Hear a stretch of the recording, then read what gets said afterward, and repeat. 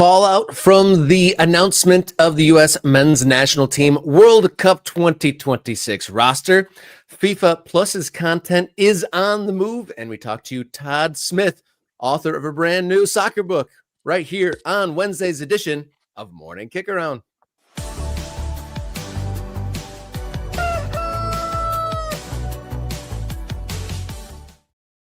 Hello and welcome. You found your way to Morning Kick Around, the show that dots the map of the ever-changing American soccer landscape back after hopefully a relaxing holiday weekend. How's it going? My name is Robert Kerr, local soccer guy, and to my side, as ever, radio soccer guy, the one and only Jason Davis.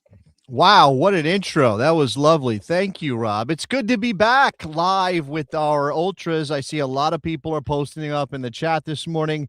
Mr. Bob, always so gracious, so generous, hooking up 5 new people with memberships to become Ultras on the channel. Remember, being an Ultra means not only are you special, not only are like the best kind of American soccer fan, you also get access to the Discord and the community over there. You get access to bonus content. You get access to backstage things sometimes.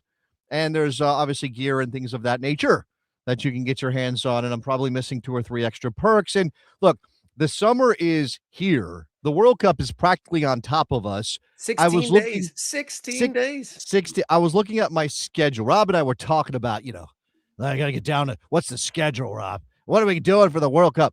And while I still have some things up in the air because the radio just wants to be like that, I do have some things I'm very excited about this summer, and I think there's some things that we can do on Morning Kick Around, and I imagine we will be doing some extra stuff for the Ultras as part of that as well, Rob. I think there's going to be some things that the Ultras will get that other people won't. So sign up and become an Ultra is what I'm trying to say. Be like Mr. Bob.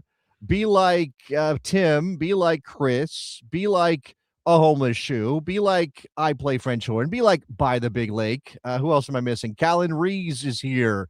Billy Bob Western is here. Luis Blanco is here in the morning. Armando, John, Nate, Bill, and Thrills, and Tulsa Mario. Shout out to everybody. Did I say Nate already? Okay, there we go. Yeah, and they're not in the chat right now, but there is Ultras in the wild at meet up right now at the TST. Luke Sigorski down there with the Weiss TST team, and Dwayne, our Mountains to Sea MK Ultra, linking up, watching OCFC Weiss team play at TST as we speak. And that's the latest channel posting that we have right now. We have a in-depth interview with Luke Rubin from TST. So if you want to know any more information about that, that's going from now until June 1st. So a little bit of hors d'oeuvres before the World Cup starts in 16 days. Can you believe it? Can you believe it? This weekend was also the cutoff for the second run for the Morning Kick Around second edition. And we're going to send that over to Mark probably right after the show and get the wheels in motion for you guys to get that who ordered here for that second edition. What does that kit look like? What does that kit look like, Rob? Do you know? Do we know? Oh, wait, hold on. Let me see if I can help you out. Oh, look, there it is. There's the kit. The Morning Kick Around jersey with the beautiful special MKU logo. That's the Ultra logo. Only Ultras get to wear that. Everybody else, you're just dealing with the standard little ball thing that I designed because I'm not a graphic designer. That's a wonderful badge designed by our guy, Mark Jenkinson. Yeah, we should have a conversation if we should maybe adopt that to make that our official logo. I've been getting called out about the cockerel. It's Tottenham adjacent, but never mind that. We're seeing some updates from TST from Dwayne, so he is actually in the show. Terrible way to lose. I'm not sure which game you're describing, but either way, get your one of the perks of being a Ultra member is getting access to the Morning Kick Around Discord server.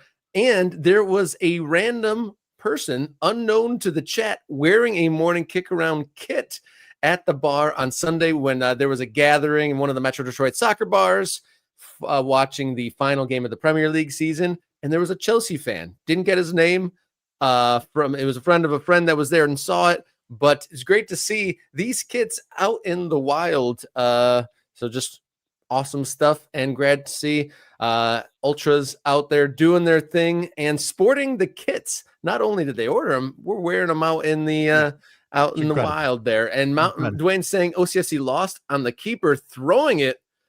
What? They threw it into their own goal? Is that what you're saying? I don't know what he's saying. We got to check up on that information. Now I'm imagining, by the way, since we're talking the kick around rooster or whatever we're calling that bird. I'm imagining some placards. We should be printing up placards people can show off at various soccer events. Continue, Rob. Continue. We've got a lot to cover today. Yeah, we got a lot to cover today, so support the show in any way you are able to, whether that just be hitting the like button, copy and pasting the link to share it with some friends, perhaps becoming an MK Ultra, or donating on the Morning Kick Around Ko-Fi page. Any and all help lifts what we're doing here, and thank you for your support in any which way you are able. Yes, please do all those things. Support the show. We're like, I feel like we're like this close to really hitting that hyper speed, Rob. If anyone wants to invest in Morning Kick Around, reach out. Hit us up on Gmail.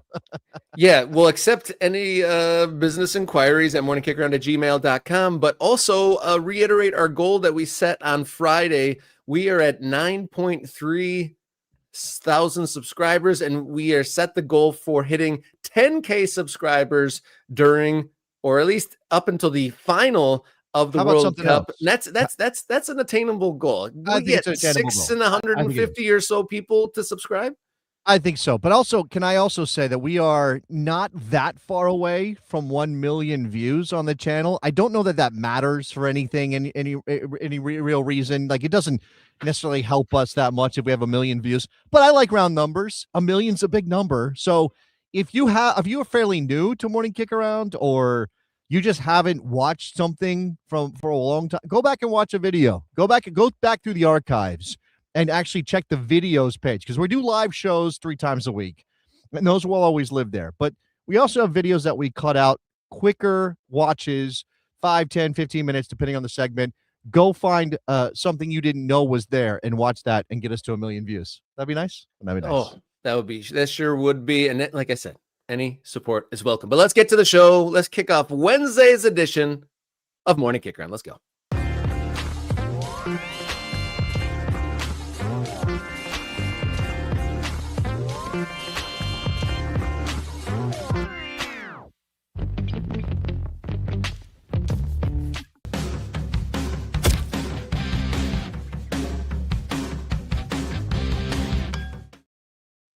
The United States men's national team squad for the 2026 World Cup is here. We've pontificated on it pretty much since the conclusion of the World Cup 4 years ago.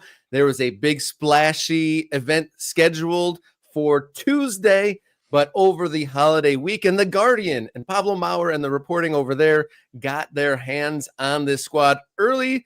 And that caused a little bit of kerfuffle, and Pablo taking some heat for reporting.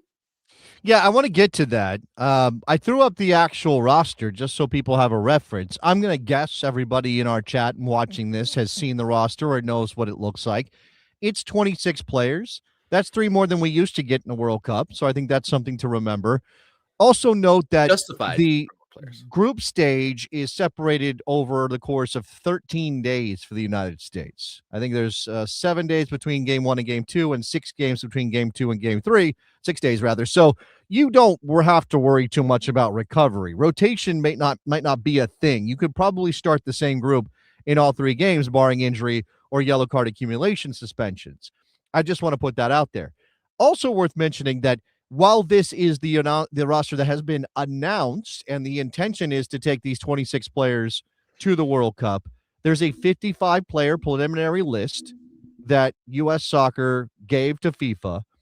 The rosters aren't actually finalized until June 1st, according to FIFA. Which is Monday. And that's Monday. And you can change based on injury or need. You can swap out players, I believe, from your 55-player list all the way up to 24 hours before your first game. So again, this is the intended team, but there's a chance that it could look a little bit different. Now, I don't know. There's a lot of chalk here, which obviously that's to be expected. Christian Pulisic is in the team.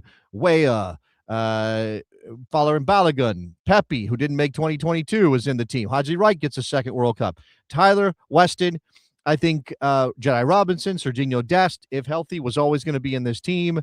Chris Richards, Tim Ream, despite his age, still in this team. McKenzie, I think, was pretty chalky. Then, and obviously the goalkeepers, maybe swapping out Chris Brady for a third keeper if you had somebody else in mind. Again, what is interesting is, as Nate is saying, no Tanner Tessman, which means no clear backup for Tyler Adams. And if you watched the press conference or saw any of the reveal yesterday, which was an experience. Yeah, I want to hear about that. I didn't get to see that. Well, it was a bunch of people in suits. It was a lot of white people in suits. So Alexi Lawless, Rob Stone, Stuart Holden, they're all wearing suits, looking very official. Then you had the fans, and it wasn't packed at Pier 17. Now, it was a Tuesday afternoon, so, take that for what it is. There was a nice backdrop. The players came out holding up their jersey with their number on it. The only player not there, Chris Richards, he's still with Crystal Palace ahead of the Conference League final today. But, again, it was a weird vibe. Then Gunna came out, like, through the players to play a set or drop a couple of tracks on us, Rob. Like, apparently that was a player selection. Like, somehow Fox got Gunna because the players asked for Gunna. At least I don't know how many players asked for Gunna, but that was the thing. It was a very weird vibe shift to go from Rob Stone and Alexi Lawless and Landon Donovan with his new hair and Stuart Holden being super proper, TV guy to here's Gunna dropping a couple of his tracks on you. I don't know. It was what it was. In the end, it was all about the names we already knew. And you said that. Now I'm seeing, let's see, why was Tanner Tessman left off? Was he injured or not selected? We're going to come back to some of this stuff. But you mentioned the issue of the emails. Okay. Well, okay. So, or the roster release, the leak rather. There's also the email situation, which we can get to in a second. But here is something that Pablo Maurer posted on X. I think this is X. I don't live on X. I don't go to X. I avoid X if I can. But this guy, Scott Jurek, who I don't think is a new name for people who have lived on X and talk to American soccer. He likes to mix it up. He said that so the U.S. Men's National Team World Cup roster was leaked and thus robbed all fans of the excitement of who gets the spot. Shame on, and he tagged Pablo Maurer and Jeff Ruder for ruining it. He's a typo. It's okay. I'd make typos too, Scott. Ruining it. May karma hit them hard and they get all they deserve. Scott, man, maybe tone it down just a little bit. And as Pablo says, this is a laughable thing. We really don't have any issue, right? With the leak of the roster a couple days before the official announcement, right?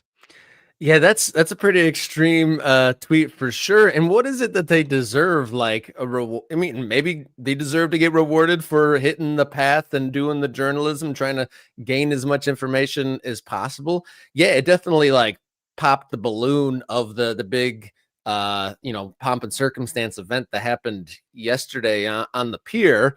But at the same time, it's hard to take this sort of a stance against it, and pretty aggressive, I would call that. And the typo actually serves a purpose. He is ruining the ruining of the announcement. And I didn't catch this, but I read through the squad and I was like, huh, well, that makes sense. A little light on midfielders, and glad Zendejas is there. It would seem wild that, the best player on, Mexico's, one of the biggest teams in Mexico wouldn't be able to make this squad. It's not like we're falling over each other for world-class players in this player pool. So it would have been odd for him not to make it. I mean, you can argue until your hair falls out about Gio's inclusion in all this, but I did see something in the chat about Chris Richards having an ankle issue. I didn't see that earlier. Oh, you're way behind. I'm way behind, I guess. Yeah, he picked that injury up like a week and a half ago or something like that. And again, I thought we talked. I must have talked about it in another forum where You have many forums. the English way of describing it was torn ligaments, but torn ligaments is how you describe in more direct terms a sprain. A sprain Mm, that involves torn ligaments. Now, are they completely torn? Are they off the bone? Do you need surgery? Those are different things. There's I different see. levels. So Chris Richards has an ankle sprain. That's what's going on here. When asked yesterday, Mauricio Pochettino said, "We don't know yet on Chris Richards." Chris Ooh, Richards sent a video message saying he couldn't wait to get with the team to play in the World Cup. Oliver Glasner, manager of Crystal Palace, has said if he's available, he'll play. Now, PSU to DCU is giving us information that Richards is playing tonight for Palace against Rayo Vallecano. I don't have that I don't know that to be I haven't double checked that, but I'll trust our guy here in the chat. All right. So that is obviously a concern. There are lots of center backs on this team, like out and out center backs, which if you're playing three at the back makes sense because you need some cover. So Richards, Ream, McKenzie, Trusty, and Robinson. And I know people don't love Miles Robinson, but I'm not sure I think it's pretty thin after you get past Austin Trusty. You do have a couple of guys in that fullback group who could play as a center back in a back three if you want them to. Alex Freeman specifically, Joe Scally, and I believe Jedi Robinson could do it. I'm not saying he should, but he could do it. And then you have two guys who are just out and out wingbacks, attacking players, I guess, in Dest and Arston. In terms of the midfield, and I saw this discussion as well earlier in the show, earlier in the chat, the idea that attacking midfielders could back up Tyler Adams or could play defensive mid is laughable. I think that was somebody said that earlier. yeah, yeah. And Who of that attacking midfielders wingers pool that we see on screen would you trust as a 6? but it's not. But this is the thing. I think and this is troubling because it makes us it brings about the issue of putting in a system or asking players to move into positions and rotate and cover in ways that are potential. If you are slow, if you do not recognize, if you forget where your spaces are, it could be a problem. Like you complicate international football to your detriment. But it seems to me the way that Pochettino talks about this, he's not saying if Tyler Adams is out, we're going to replace him directly with a player like, I don't know, Gio Reyna and ask Gio Reyna to do Tyler Adams things. What I think it is if Tyler Adams is out, well, then we'll play a double pivot and we'll ask a couple of guys with a rotation and a center and an attacking player who drops deep against the ball. Things of that nature. Like, again, splitting responsibilities across multiple players. You may think of them as spaces to cover, or again, like who's back pressing versus who's the shield, those kind of things. And I don't know that it's going to work, but I think we are reading Poach's choices wrong according to his intent. It's a different question of whether or not he's right, Rob. But I don't think it's like if Tyler Adams is out, who's the direct replacement to do exactly what Tyler Adams would do if he was in the game? I don't think that's how it works.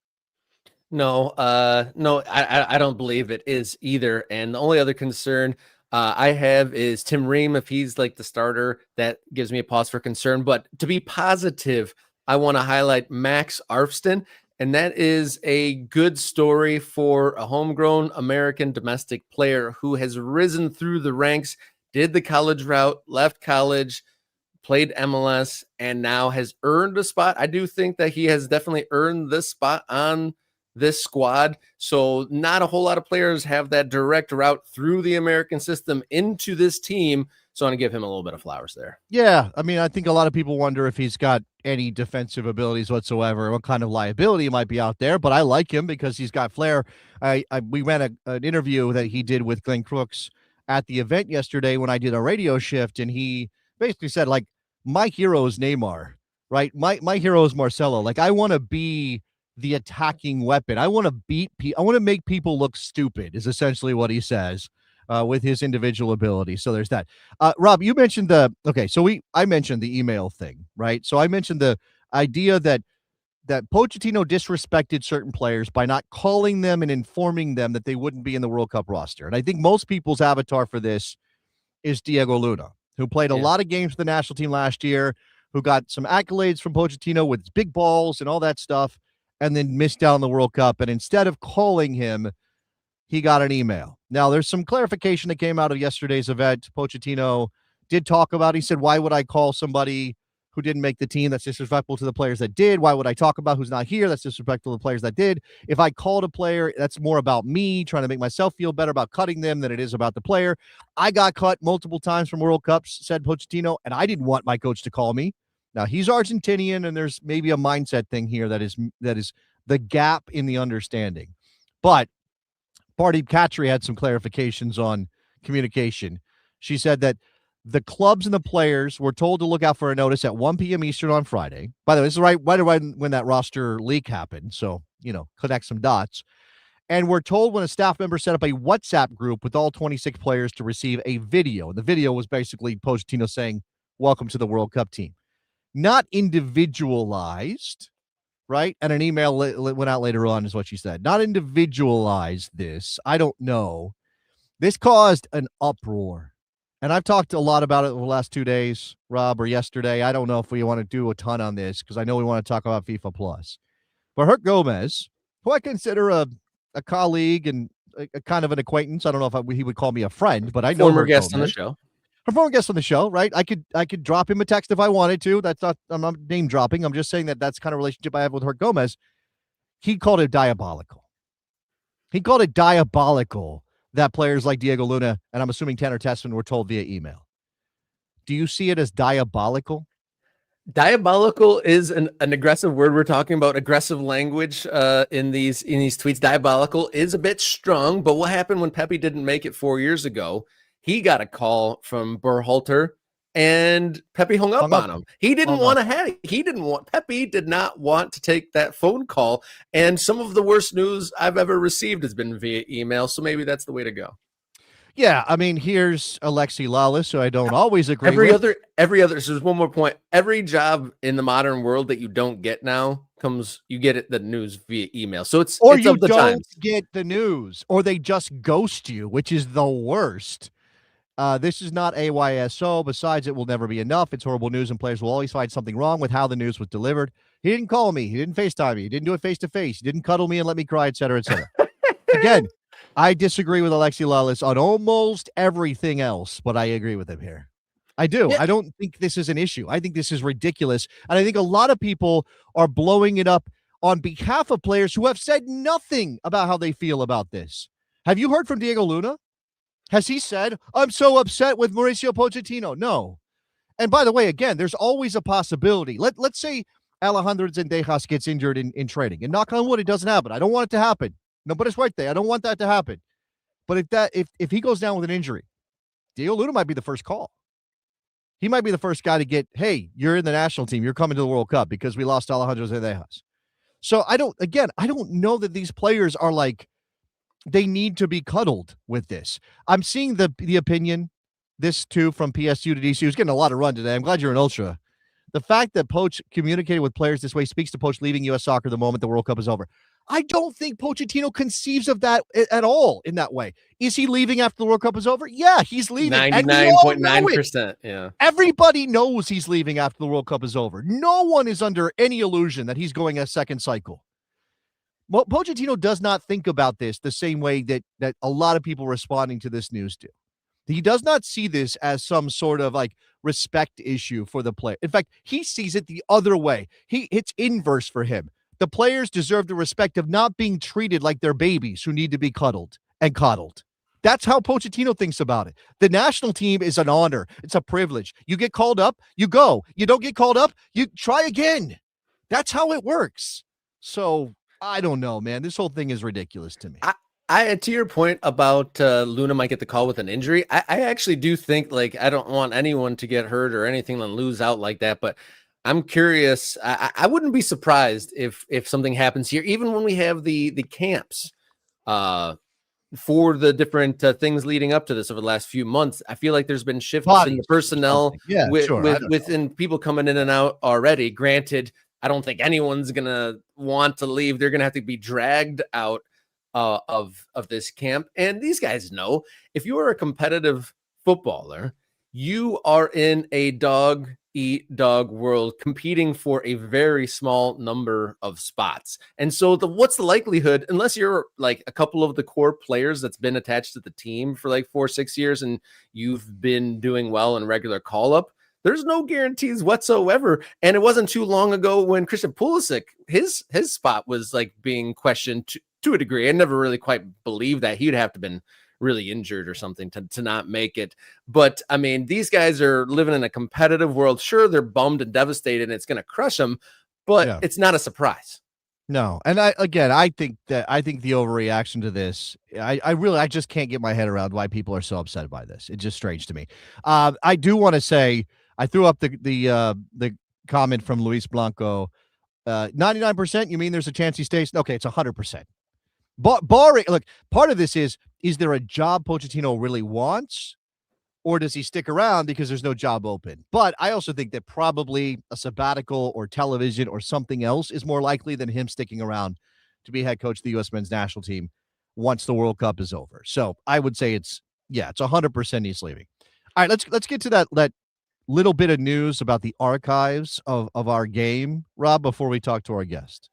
Yep. So we'll go right into it. So a little bit of news that came out just via a Blue Sky tweet that FIFA Plus, a great website, actually had archives of tons and tons of stuff. You could see live games on there from obscure leagues all over the world, both domestically and around the globe.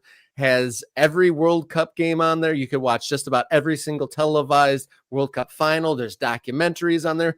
Just a huge archive of the game from top to bottom. A great resource if anyone digs into stuff and really nerds out and wants to be like, hey, I want to watch the 2006 World Cup final. You could do that on FIFA Plus. And you see the tweet on screen that all of this content has now been shifted over to the DAZN platform. And so that just gives us a little bit of nervous feeling in our belly that this content has more potential to be paywalled and has more potential to disappear than if it was just on FIFA.com.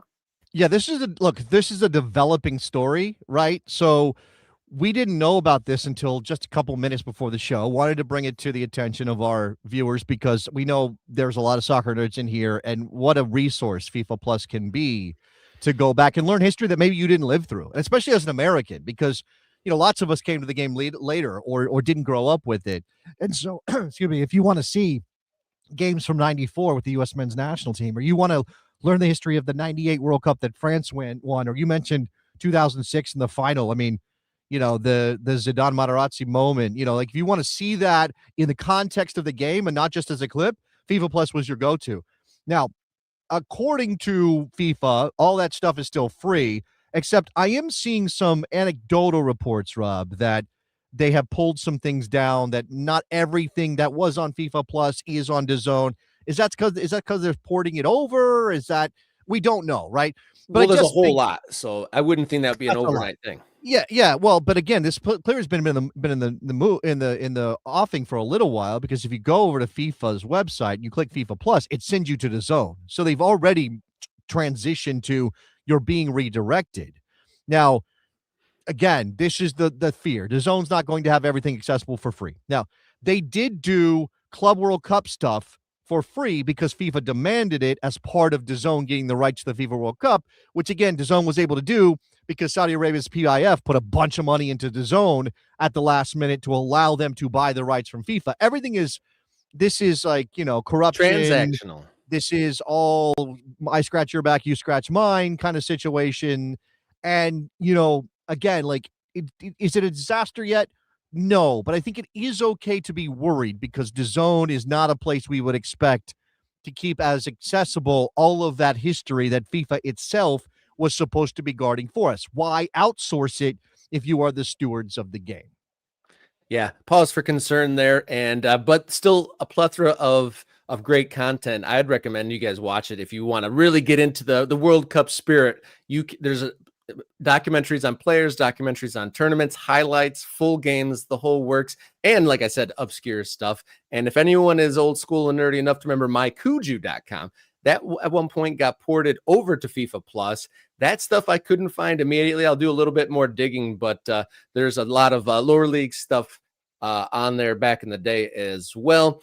Before we welcome in our guests, I want to remind you guys, support the show in any which way you can, from a like to a share to becoming an MK Ultra to buying some merchandise off the fourthwall.com website. Anything and everything is welcome. And thank you for even just your viewership is very welcome. And thank you for joining us here on the program. But stick with us. We have author Todd Smith to discuss his brand new book, Relegated, next up here on Morning Kick Around.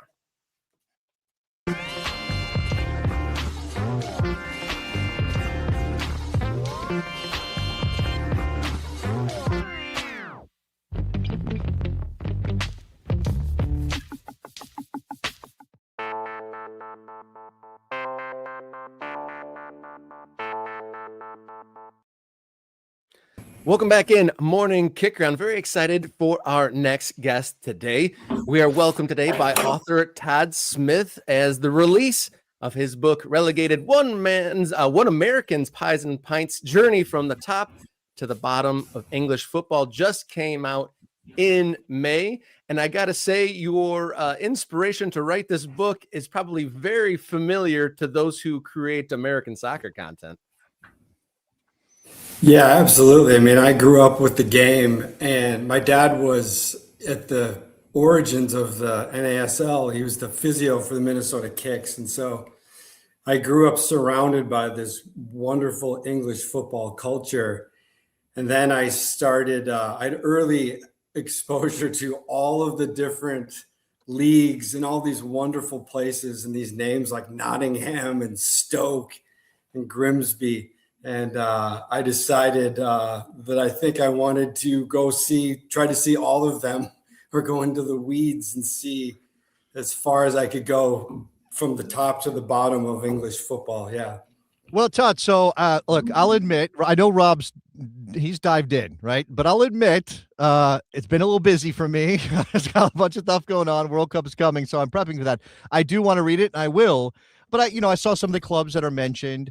And I think what's interesting, obviously, is this idea of the juxtaposition between the Premier League, especially in England, and the billions of dollars or billions of pounds, let's say, a Chelsea spends, the fancy stadiums that Tottenham has opened and West Ham plays in now, as compared to, the bottom rungs of even professional soccer in England and the difference there. So, give us a sense of what that difference feels like when you're in a building with, say 5,000 hardy Englishmen watching a fourth or fifth division side. Yeah, I mean, it's really intimate. You start to physically feel it. Not only the passion for the game, but you feel the songs, everything. It's very tribal. It's very biblical. It's us versus them and all the things, where a lot of those bigger stadiums in the Premier League kind of feel somewhat NFL-ish, huge scale. But when you go to Arbroath FC and the northeast coast of Scotland, and the North Sea is right there, and the wind is cutting you into ribbons, and there's only 3,000 people there, you very much feel a part of a tribe, and it gets inside you. Yeah, it's great. Yeah, so I really liked that you really showed that disparity, or the kind of juxtaposition between the top and the bottom, with your Tottenham example and then Clapton CFC. And I really liked your story about how you really dug into the details and dug in a little farther, because your book is not just to travel I traveled here and then I went here and I went here. You really gave a deep and detailed background of Clapton CFC that I'd never heard of, but you really dug in and you met a lot of colorful characters too when you were actually there in person. Yeah, I mean, Clapton CFC was the first game that I went to after Spurs Stadium. And so I compared it to the Star Wars universe, where it was Tottenham and that their stadium looks like a spaceship. And then I went to Clapton CFC and deep in East London, and it felt like the Rebel Alliance. where they were trying to be the change in football that they wanted to see. And they were so welcoming, and to the point where one of the first people I met there at the ground, which was called the Old Spotted Dog, by the way, was a woman with a deep Cockney accent. And she was the one that labeled me Todd from America. And so I just used that as my moniker for 3 months, as Todd from America. But Clapton was a perfect example of what the three of us are seeing now, like in Portland and Vermont, this community-based football that's for everyone. It was such a lovely counterbalance to the cheesemonger and the sommelier at Spurs Stadium, where it's kind of everything you want it to be, where you walk in and there's singing and there's chanting, but there's also great pints in a bar and somebody's on turntables mixing music, and all the players have like day jobs, right? And I came upon Clapton because I found a highlight on YouTube of a player named James Briggs, who had a free kick that was one of the greatest free kicks I'd ever seen. It just so happens to be that physically he looks like Jason Kelsey, right? He's just a big hulking dude from East London that looks like he collects debts, right? Like he looks like that guy, but he's also like the Perlo of non-league football. That's amazing. So that chapter was great to write because I had to dig real deep in there. But once you're in there, it was wonderful. Yeah, I want my non-league football clubs to basically be a bunch of Guy Ritchie characters playing the game. That's a great thing. Now, here's the thing though, Todd. I mean, as an American, as Todd from America, I think I do this, and I don't know if I want to be too critical of myself, but I think Americans sometimes fall in this trap of romanticizing that in a way that maybe misses the real grit of it. Like, yes, okay, it's great when the community is supporting, like in terms of Clapton CFC, the reason that club exists is because they didn't like the way their local club was being run, right? So there's something cool about that. But it's a grind, right? It's hard. And I just hope that Americans appreciate that part of it as much as they appreciate, like, it's a bunch of lads going out and they, maybe it's a muddy pitch or maybe it's just a couple of stands and the advertising boards are for the local, I don't even know what, the fish and chip shop, or plumber. Yeah, chip shop. Yeah. It's a real, you're 100% correct. It's a real grind. And when I went north, it was a real grind. It was, the weather's bad, the economy's bad, kind of the vibe of the town is bad. And you go to this match and it's kind of like Saturday at 3 p.m. And it was some of those places were miserable, but for a lot of the supporters, it was the only time in their week that or felt like they belonged. And so there was a great balance of belonging and being like neglected, and the football was tying them all together. But I experienced multiple matches where part of me just wanted to go home. The grit was real, especially in the north and the northeast, for sure. So. Okay, let me turn this. Let me ask you a question off of your experience and having grown up with the game. Right, your experience as an American is a little different than a lot of people's. I played a little bit, but I was not nearly as connected to the sport as you were with your dad's connection to a professional team. Did you come away from this experience believing in a soccer exceptionalism? I don't know if you had it before. Do you believe that this game is different from all the other sports that we play and therefore engenders this sort of community spirit and the real close ties that certainly English and Scottish people have to their local clubs, but that we want in America? Yeah, I really do believe that because I experienced it. I lived through it, and I could be anywhere in England or Scotland or Ireland or the Netherlands. anywhere I could go and I could meet a fellow soccer fan, a supporter, and the world would kind of shrink to like, who do you support? And it's the one sport that really connected everything, no matter where I went. It was remarkable. I really got to feel the kind of weaving of all the different cultures and ethnicities and religions and class, and everything was kind of weaved together in all these little pockets. And it was wonderful, where I feel like in America, we have so many options for sports that we're all kind of like I dabble in the NBA and some NHL because I'm in Minnesota.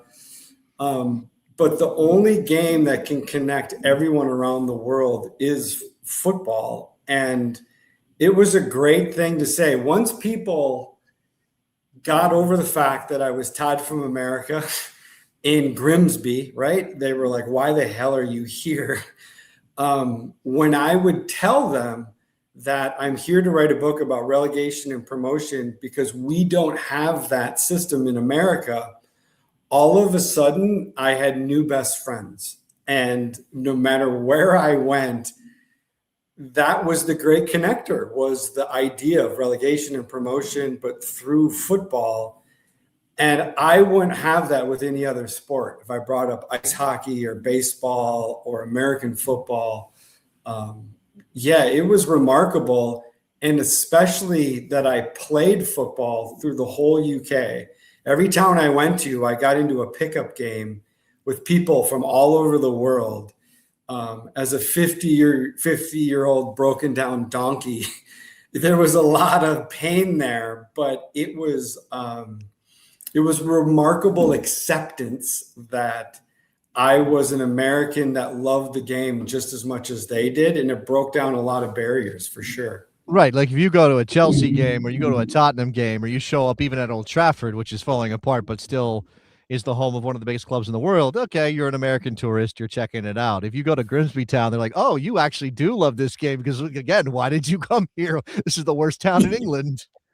Yeah, I'm curious to get to that part of the book where you talk about the pickup games, because I've hosted a pickup game for about 8 years now, and we've had people from all over the world over the years come through. And then just in general in soccer, it's living in Chicago for a while. That's the great unifier of like it reduces like who do you support, who do you like, those conversations, even through broken translations between each other. And I'm curious on the pickup games if you ever got two-footed by a guy in Grimsby or anything like that.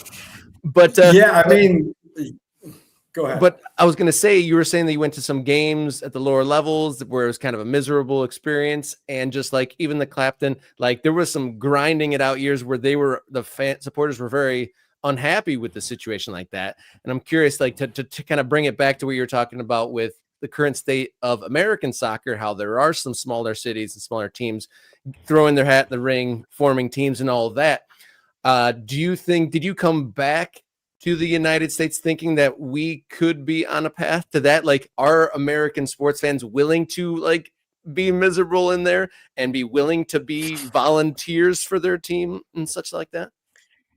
I really do think that. I think the American sports system desperately needs it for accountability.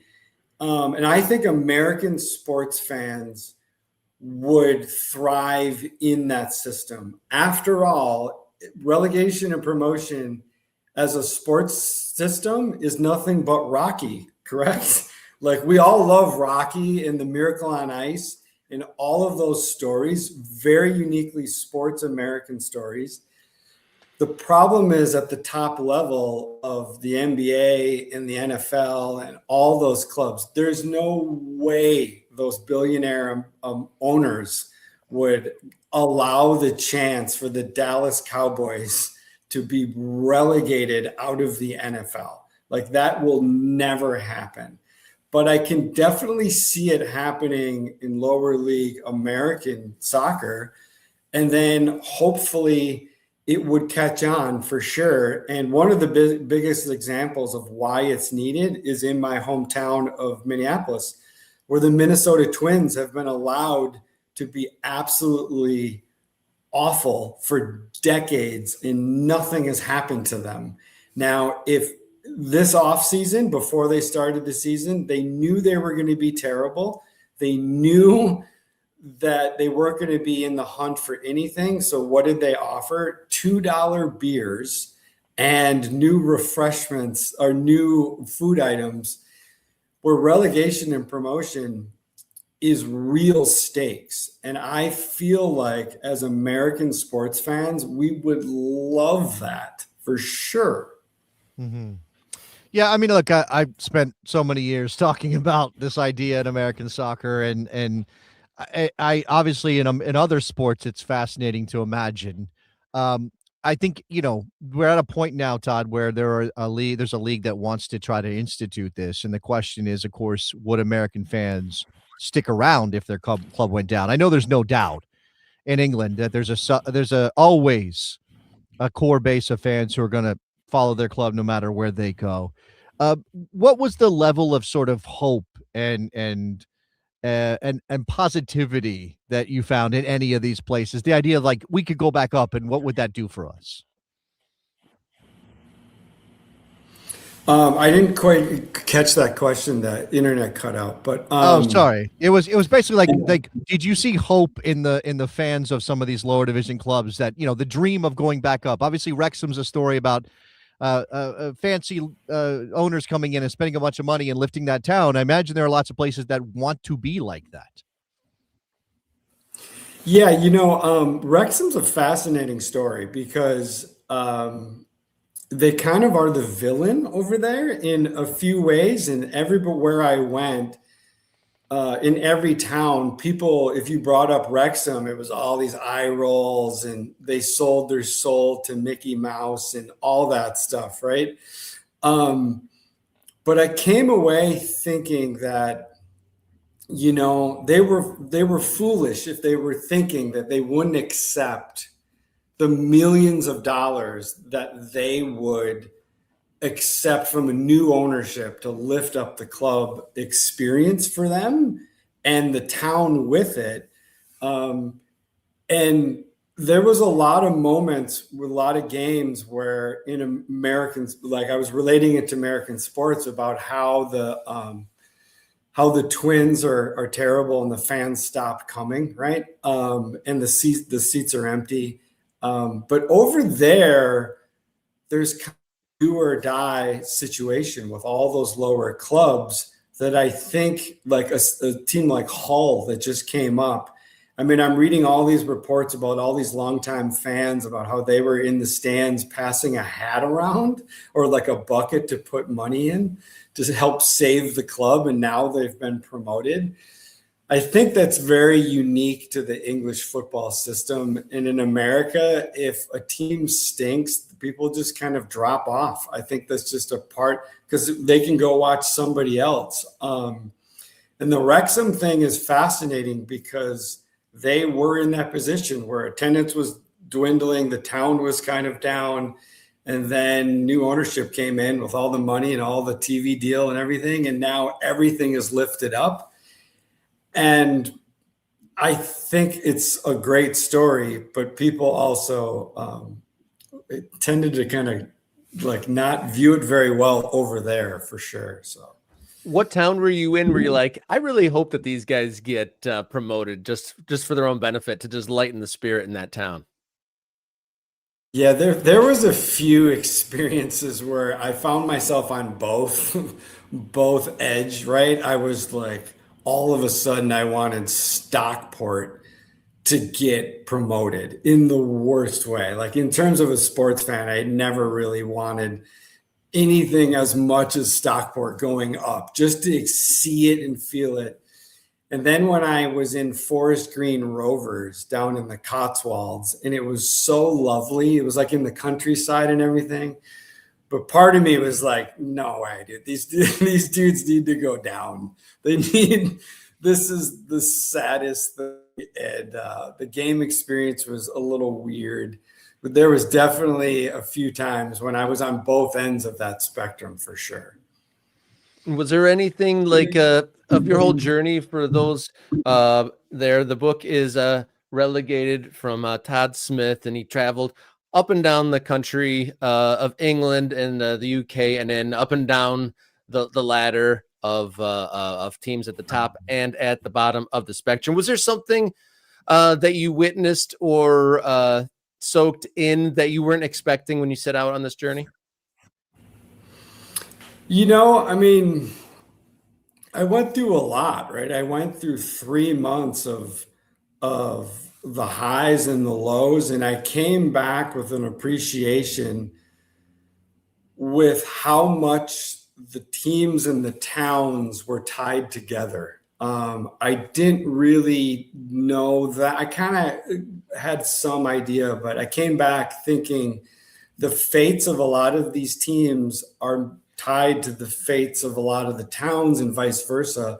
I came away from that, this experience, knowing that relegation and promotion has real stakes that go beyond the field. They go into the economy, the job market, the birth rate. All the things are tied to relegation and promotion.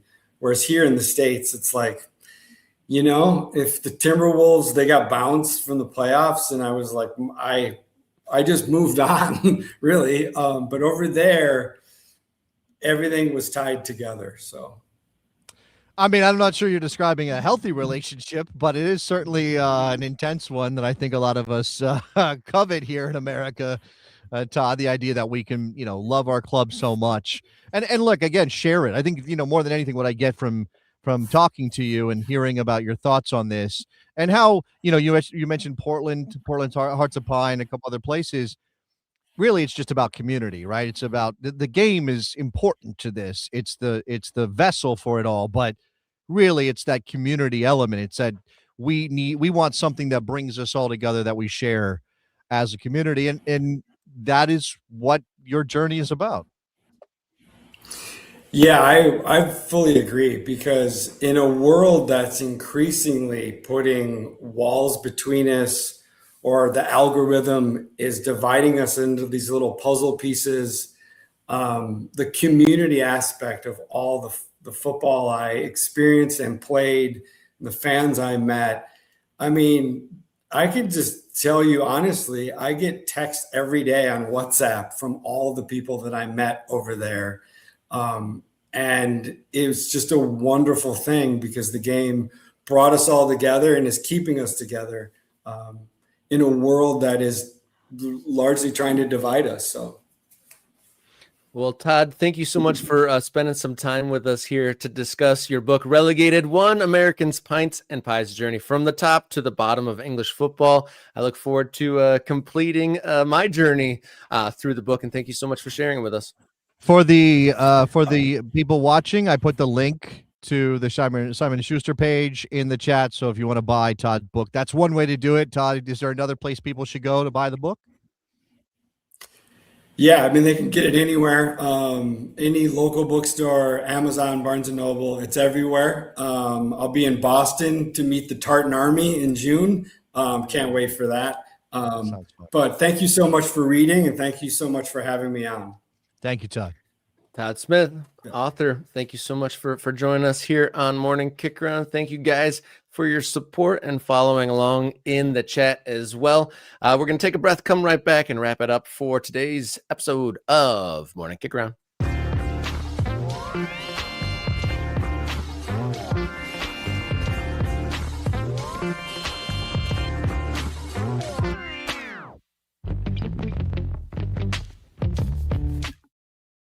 Welcome back in Morning Kick Around. I'm Robert. He's Jason. Final segment of the show today. We just discussed the book Relegated by Todd Smith. Great guest there. I encourage everyone to take a look at that. It's pretty interesting stuff. But like I was discussing, I don't know if I quite got my question out there right. And I was saying that all the teams, the expansion teams that are going on across the United States and all the various leagues, made me think about all the teams over in England, the kind of system that we fantasize about over here. But in amongst those teams that are in that system that is so attractive because of the stakes is teams that have kind of a miserable experience, that find their way down to the lower leagues and they don't find any joy.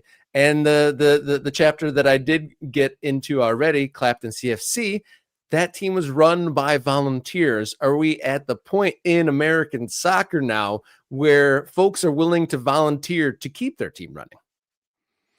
I mean, that's my understanding about Clapton is that's a wholly new club that was formed, sort of FC United of Manchester, right? Because they were Yeah. disillusioned with the way their club was run. I mean, we have volunteers all over America running clubs.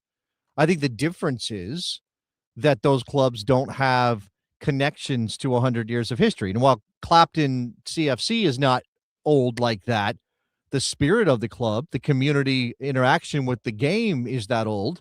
And so there's a through line, right? There is connective elements that go all the way back, grandparents, great grandparents, the history of the town, the stadium, those kind of things.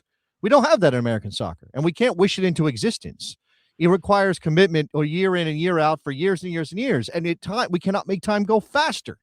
Right? These clubs that have existed for 5 years, they need another 50 to fully bake before we can say that is an integral part of a community. And what's the problem we have in American soccer, Rob? Those clubs don't last 50 years. We're lucky if they last 5 or 10 years. And look, I really am hopeful that all the clubs that are coming online, all the clubs that have come online, say in my lifetime, stand the test of time. But I've seen too many come and go because the dynamic is so decidedly different. What Todd Smith saw when he traveled around England was people who cannot let go of their club because they never conceive of the idea of their club not existing or them not having a team to go and watch on a Saturday or a Sunday, right? Whatever, Saturday. I was actually going to ask him about the 3 p.m. blackout window in England, which still remains in place, is my understanding, right? Yeah. No games can be broadcast on television in England from 2:45 to 4:45 so that people will go out and support their Clapton CFCs and their Grimsby towns, which are not going to be on television that way, right? And again, like our leagues and our clubs cannot incubate the same way those clubs did. So it is ridiculous to me that we would poured over an idea of like, oh, we just need people to care about our clubs the way that the people care about Grimsby Town. No, that's not going to happen. It's not going to happen. And you are deluded if you think it will. You have to find other ways to do it. We have to be okay with very small advancements in this, right? We have to be okay with, oh, we just have a club and 100 people show up. And okay, let's keep going. And the next year, let's just make sure that we're not losing so much money that whoever is backing this pulls out. That's the key. Because obviously that's not the issue in a place like Clapton. In a place like Clapton, they've got a ground. It's a municipal ground. They rent it for whatever, 150 pounds a year. I don't know. It's not that, but it's something, right? And people are willing to volunteer, as you said. People are there's something that is so tied to the community that is inseparable from the identity of a person from Clapton. We have that in America, but it's not in soccer, not generally speaking, Rob. Yeah, those sort of ties go to like the high school and the college level, and where it's baked into the town. It's regional too, right? High school football in Texas. It's the same idea, right? It's the same connections. They are the game is the sport is different. The attitudes are different, the players are different, but the connection between the town and their high school football team is the same kind of connection that these small English towns have to their clubs that go back 100 years, right? And in other places, it's college sports. And in other places, it's minor league baseball. We saw it in Pawtucket, right? Like they're trying to replicate something that the Pawtucket, the Paw Sox had with their fans with Rhode Island FC. And how long is that going to take? I don't know. Yeah, I put the comment on screen from Kate talking about the old ASL clubs were mom and pop operations. And we lamented and kind of reflected on it when we were in Rhode Island, when we were, at the sites of all these historical moments of soccer in the first wave at the turn of the century. Like, where would we be now if not all of those teams had disappeared? Then we might have some connections where it's past supporting was passed down from generation to generation, like locally. University of Michigan or Michigan State Spartans mean a lot to a lot of people because they watched it with their dad or watched it with their grandpa. That's why Liverpool means stuff to me.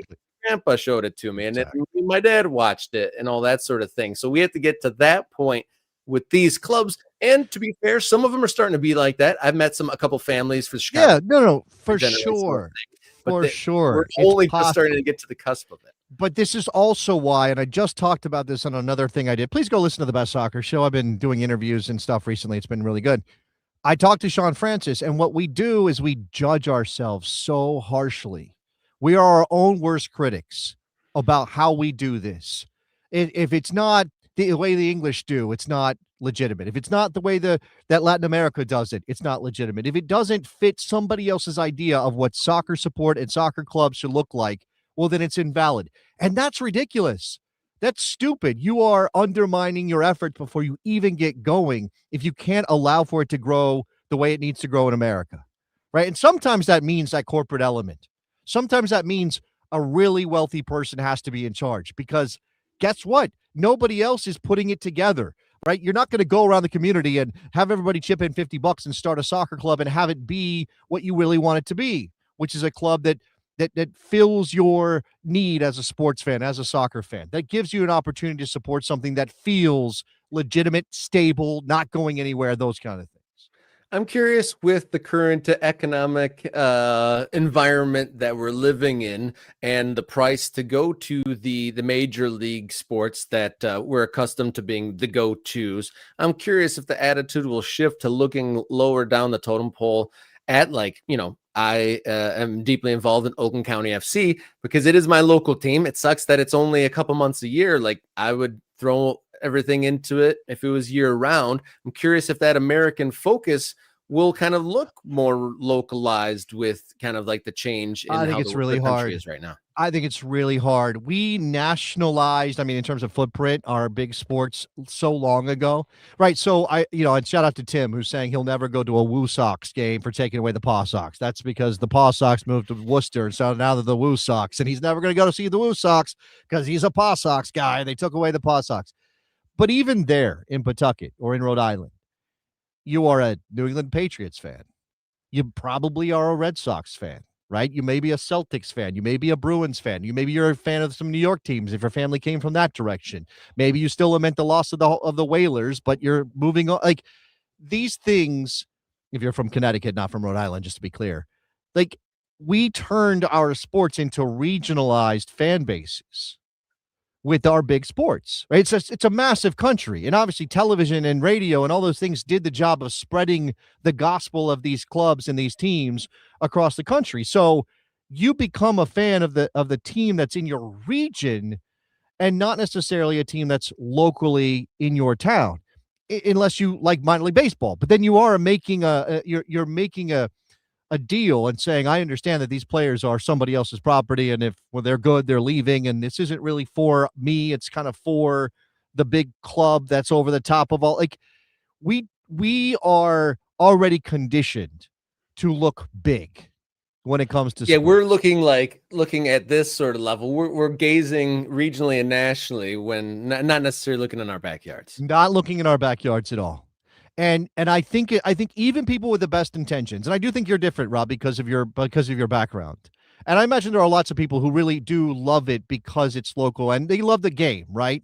Some people interact, and I'm not trying to dinosaur psychology, but some people interact with local soccer clubs because it makes them feel important, right? Regardless of the sport, they can feel important as part of the soccer, right? Some people are looking for that community. How many, and how, again, not a judgment, how many fans of lower division teams in America have you and I met, Rob, that are in their 50s, in their 60s, in their 70s? They know nothing or knew nothing about soccer, but a team came to town and they were looking for that community. They were looking for that opportunity to connect with people from their area in some common way, and boom, they become the hardest of hardcore fans of that team, right? That's about community. It's not about soccer. That's about community. And it's not to say soccer is not important or great.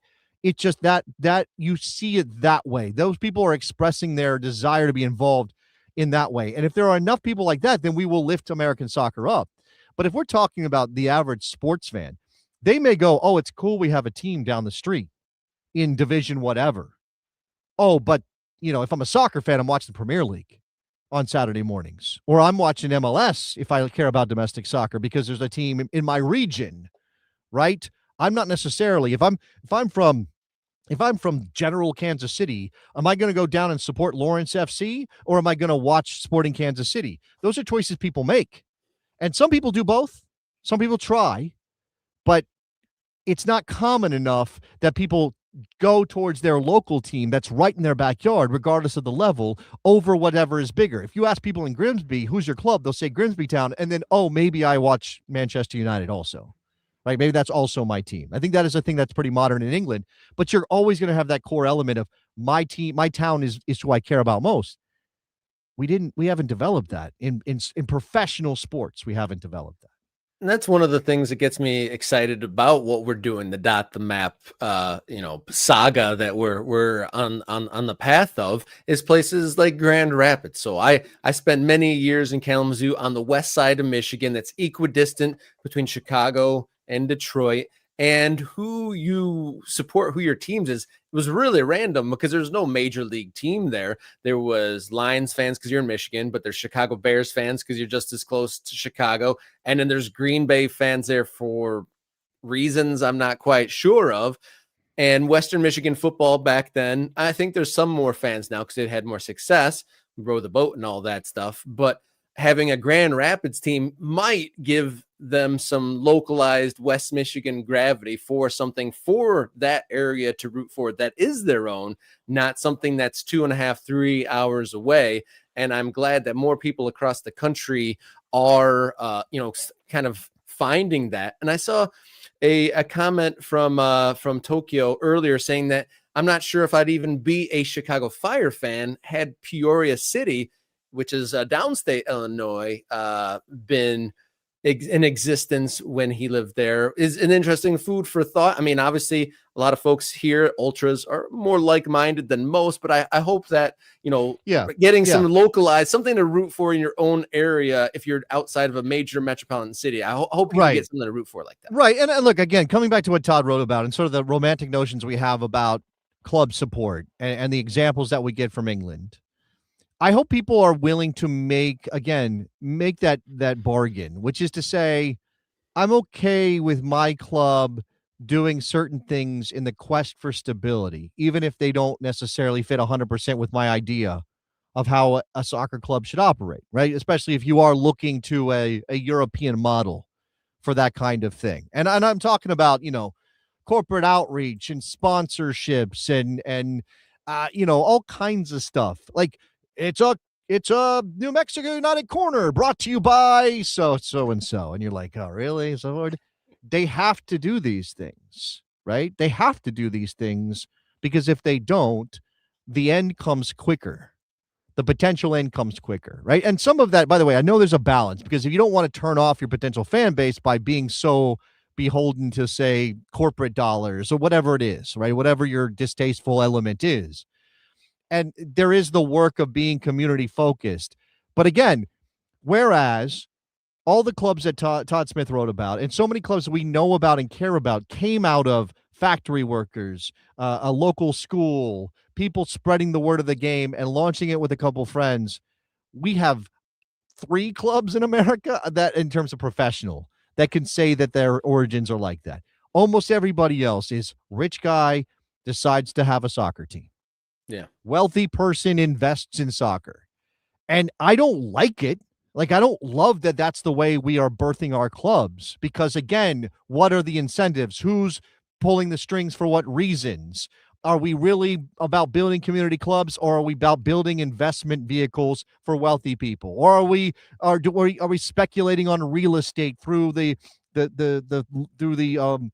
soccer boom? Again, like, can beggars be choosers is a very difficult question for us, Rob.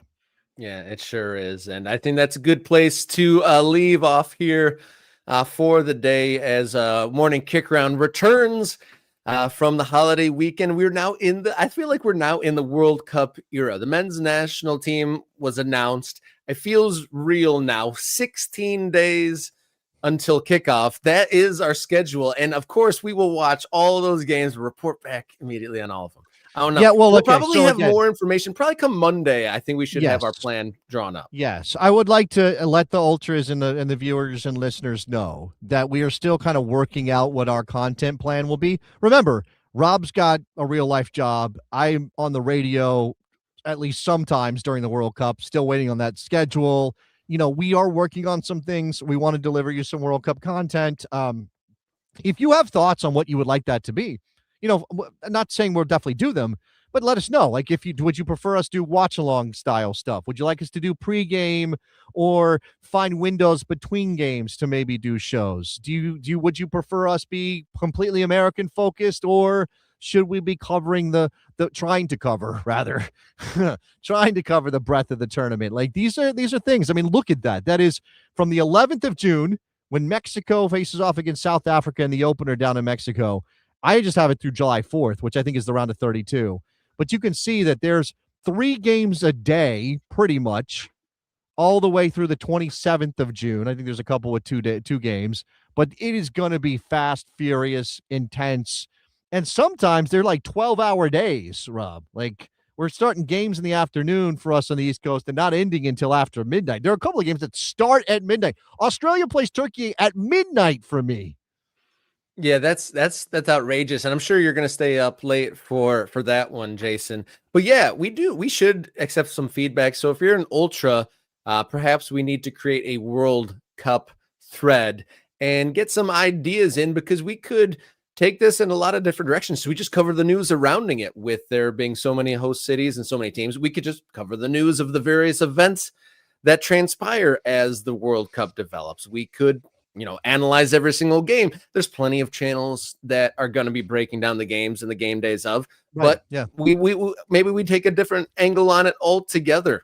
I do think I hope to make some things, me and him certainly, but also maybe Rob thrown in when he's available, with our guy Travel Football Fan, who I think is kind of branching out his coverage over on his Instagram in particular and talking about the games themselves and sort of his thoughts about what's coming in the tournament. But his focus is of course the experience of traveling to games, the tickets, the transportation. And so as the tournament gets underway, we can check in with him as to how things are going in those areas. Yeah, and then even broaden it out more and try to get it maybe some firsthand accounts from people that were at games and stuff like that, or people hitting the journalistic beat. But yeah, we'd love to get some feedback. And I think as we conclude this, maybe we should start that channel in the Morning Kickaround Discord server. Amongst the perks of supporting the show and becoming a member is access to the Morning Kickaround Discord server, as well as getting your comments on screen and bonus content. And I think we should be delivering some more bonus content to our membership soon. But if you don't have any dollaroos in your pocket, just a like or a share, anything like that will do. Anything that you can do to help prop up this show and take it as far as we can take it would be most appreciated indeed. So glad we're back in the saddle, and we'll be back on Friday morning for another live edition of Morning Kicker. And so until then, everyone stay safe, be brave, and enjoy your soccer.